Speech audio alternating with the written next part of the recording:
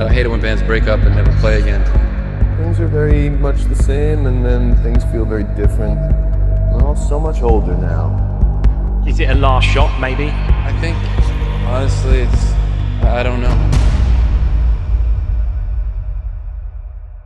The Strokes never technically broke up, but they got close. In August of 2001, 2 months before the release of their first album in the United States, the Strokes were in Hawaii. They were supposed to be resting before one of their biggest shows ever at that year's Summer Sonic Festival in Osaka, but at the last minute, they canceled. It was funny, because we were in the most beautiful setting, but we all felt a little off. So we had to negotiate whether to have a good time and relax, or seriously have a nervous breakdown. It was like, please, let's not lose ourselves. That's what it was about, preserving this incredible friendship that we would never want to lose, at any expense. Their first world tour had completely wiped them out, and now they were considering giving up before they even got started. Guitarist Albert Hammond would explain to Mojo magazine that the Strokes were close to breaking up, and that the only reason they didn't was because they were able to talk to each other and express anger without running away.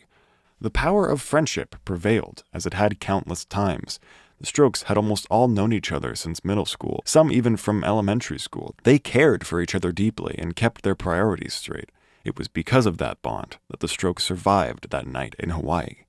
But skip ahead 10 years, and the band found themselves in another crisis, one that couldn't be so easily solved.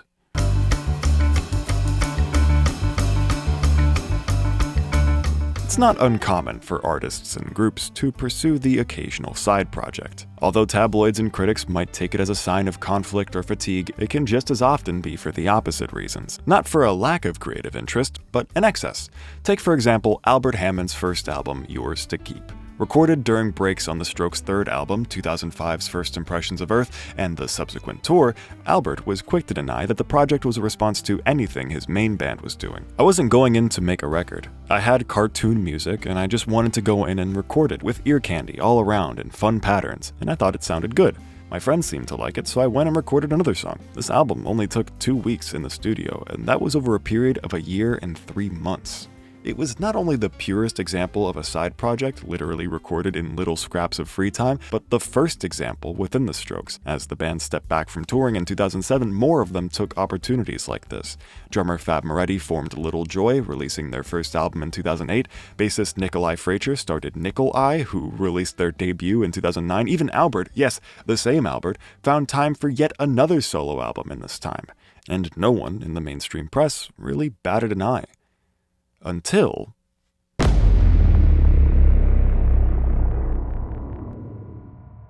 Phrases for the Young was different.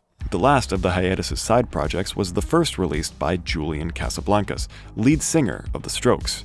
It's one thing for a guitarist to pop out a couple ditties in between shows in Sweden. It's another thing for the leader of the band, the primary songwriter of the Strokes, to release 8 songs without the Strokes. But to hear Julian himself explain it, you'd think all he did was go to the bathroom without his pals. It's natural to want to try new things. I had ideas for some songs that were Strokesy and some not. If I wanted them to have multiple percussions or super long chords, I didn't want to compromise. And seeing everyone else go outside the Strokes bubble to test their own metal pushed me to do my own thing.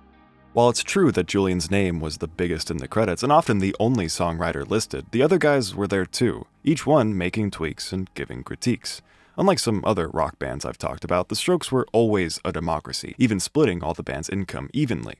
It makes sense that Julian would want to go his own way for once, especially as the band's personal lives were getting more and more separate as well. It all started in 2002, when drummer Fab Moretti got a heavy dose of unexpected publicity, all stemming from a fling with Drew Barrymore. For 20 years at that point, she had been in the public eye, and with some of her greatest hits yet to come, her star was only growing.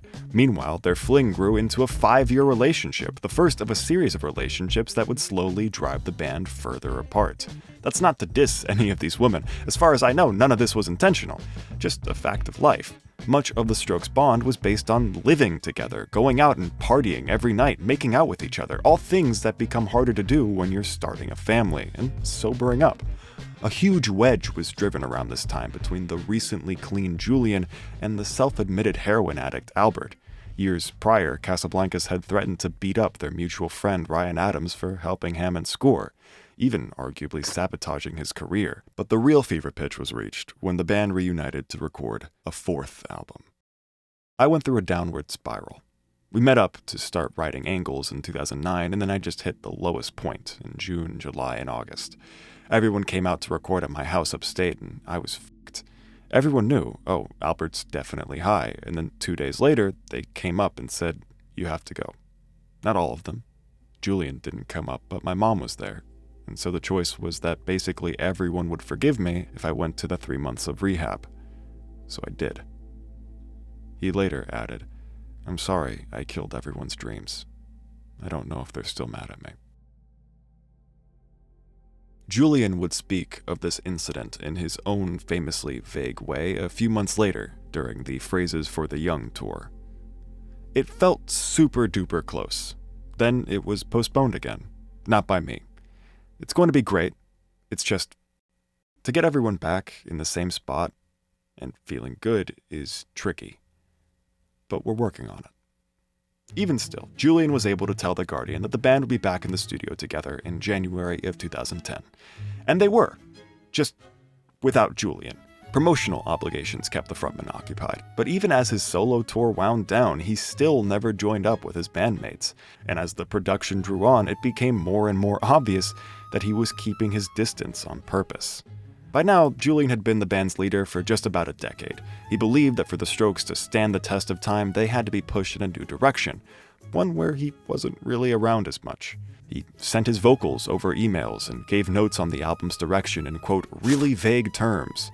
That statement coming straight from guitarist Nick Valenci, who, despite often coming across as second in command in the band, has hardly been mentioned in this video. That's because he was the only member not to release any solo material up to this point. And if you asked him why, well, he'd be more than willing to explain.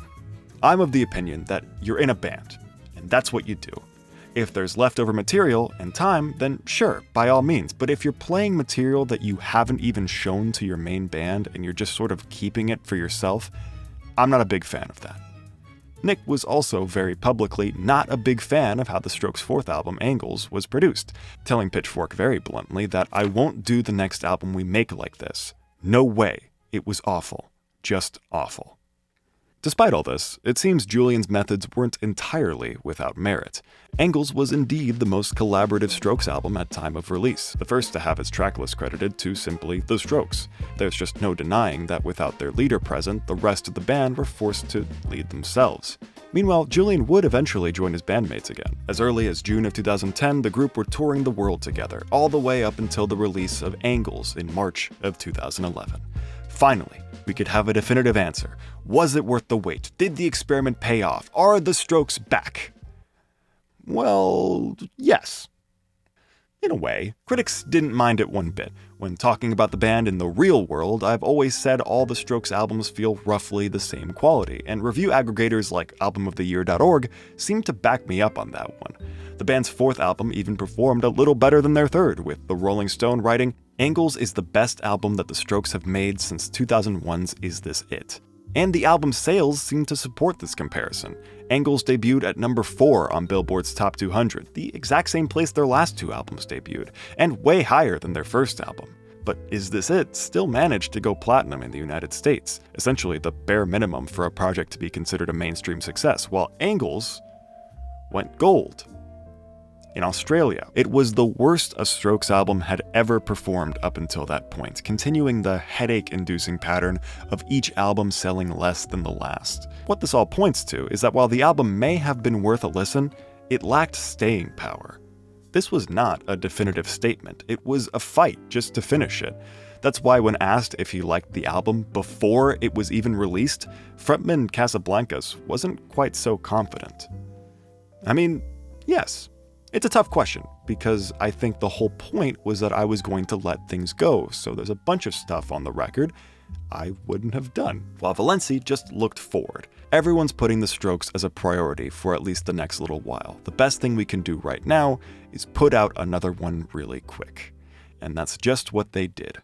In 2013, the Strokes released their fifth album, Comedown Machine, with no interviews, no tours, and no band anywhere to be found. It was shocking, really. But it wasn't exactly an embargo. BBC Radio's Zane Lowe scored an interview with Nikolai Fraiture after a fan somehow convinced him to do it on Twitter.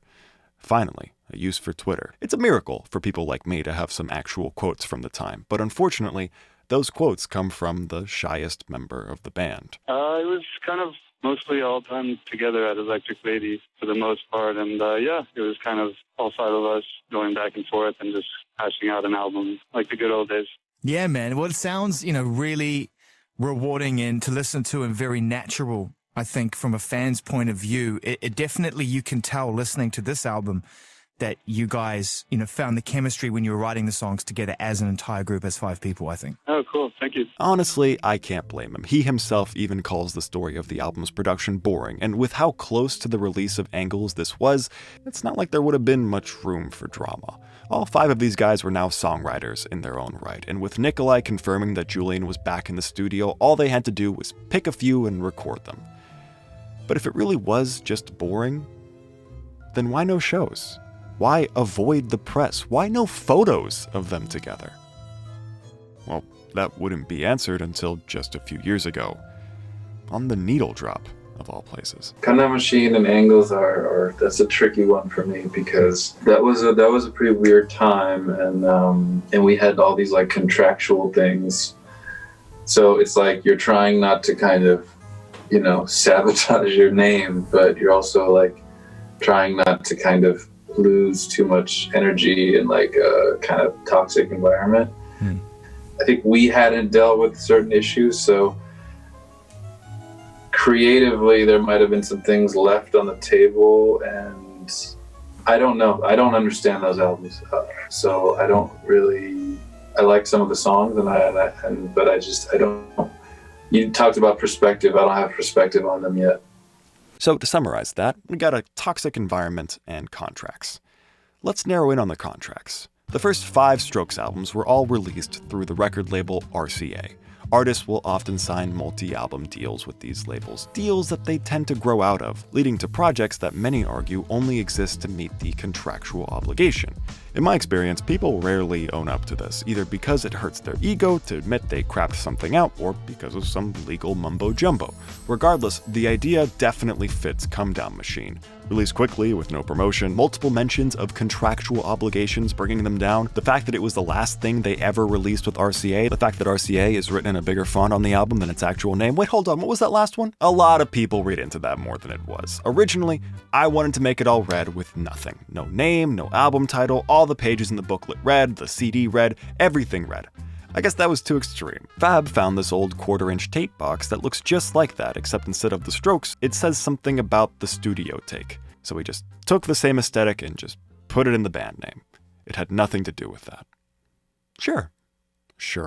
Anyway, RCA, Comedown Machine, was not so popular upon release. It only hit number 10 on the top 200, and didn't even reach gold in Australia. Critics dismissed it as lazy and rushed, with Rolling Stone again delivering the most memorable quote. It's not totally clear why the Strokes make albums, is it? That brings us back to Julian's other point, the toxic environment. As you'd expect, this one's a little harder to define. Since about the third Strokes album, we've been hearing hints and rumors of creative differences and infighting behind the scenes. But the band have always been good at hiding that kind of thing. There was, however, one time when Nick Valenci let the mask slip, giving us a bit more raunchy details on the atmosphere post-First Impressions. In the form of a rant. I was having a kid and asked for 6 months off, and everyone was miffed. Then we had a meeting and Albert was like, I want to put out a solo album. I felt a little betrayed. Then I think Julian felt like everyone resented him. He was controlling, but he was always coming in with the most unique ideas. But we also saw something was broken. Certain people getting into drugs. There was a lot of nodding off and passing out in the studio, like, Jesus, you're not awake to record your part? We have to wait 4 hours so you can nap? Like I said, it was a rant. Valenci would go on to add that everything was fixed now and the band were in a new era, but as their next album would show, that was really just wishful thinking. What changed after First Impressions of Earth is that the Strokes got to try an alternative. They had almost all released music solo, so now when disagreements sprung up, instead of thinking, oh well, I'm sure there's a healthy middle ground here, they thought, oh well, I can just release this with my other band. Julian literally said this to Spin, and after Comedown Machine, this mindset only multiplied. with the last solo holdout Nick Valenci forming his own group, CRX, and Julian expanding his side work into the Voidz that same year. Eventually, it even became commonplace for Casablancas to throw the Strokes under the bus in interviews in favor of his new band. As more and more time stretched beyond the release of their last album, hope dwindled for another major Strokes project, with the question posed by the Rolling Stone feeling more relevant with each passing year. Why did the Strokes make albums? And why would they do it again? Well, when they were younger, the Strokes were just the Strokes. Rising up the ranks of the New York underground, their music made them great, but their lives made them icons. Their fashion, aloof personalities, height, these guys were tall, and most importantly, their genuine bond. Lizzie Goodman released Meet Me in the Bathroom in 2017, compiling interviews not only from the Strokes, but from people who were brought up in the same scene as the Strokes. And they described the band as a gang. You never just saw one Stroke, you saw the group. They were attached at the hip. That's why when the pressure nearly got to them in 2001, when they almost broke up before they even released a single album, when they didn't even know if they wanted to be musicians anymore, they stuck together. Because that bond was real. But with time, that bond changed. And when the pressure started to build again, when conflict and contracts began to overshadow creativity, they just couldn't stick together anymore. They did what they had to do and went their separate ways. But here's the interesting thing. Here's what makes the story worth telling. Here's the kicker. The Strokes never technically broke up.